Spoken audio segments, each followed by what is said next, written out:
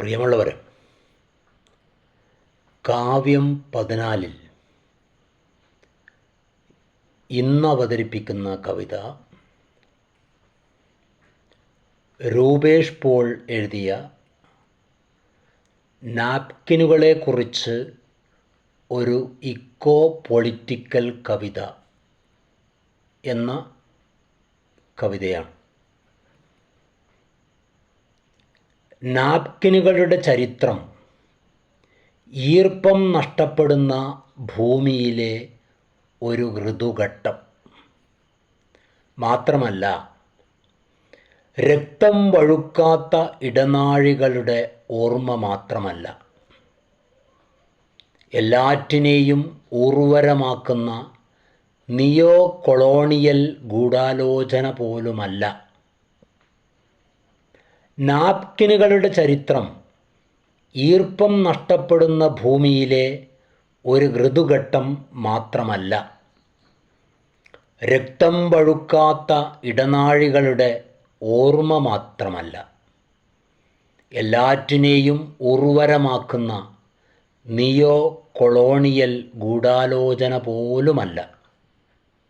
തുടയിടുക്കുകൾ മനുഷ്യരെ ചുരുക്കിക്കളയും എന്ന് ദസ്തയേവ്സ്കി പറഞ്ഞിട്ടുണ്ടോ എന്നറിയില്ല.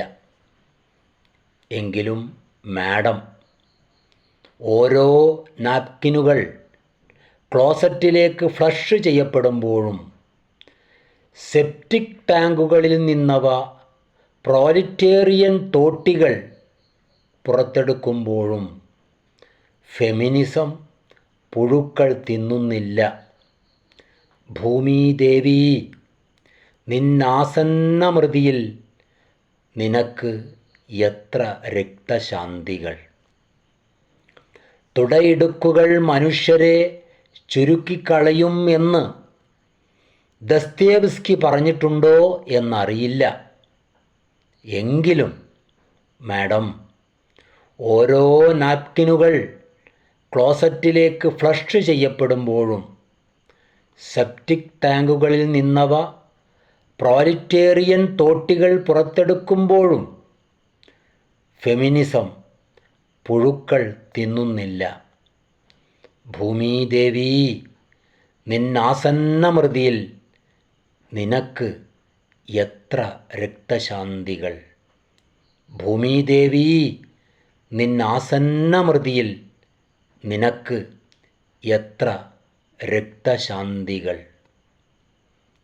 പ്രിയമുള്ളവരെ, കവിത ഇവിടെ പൂർണ്ണമാകുന്നു. ഈ കവിത ആസ്വദിച്ച മുഴുവൻ പ്രിയ സുഹൃത്തുക്കൾക്കും നന്ദി, ഹൃദയാഭിവാദ്യങ്ങൾ.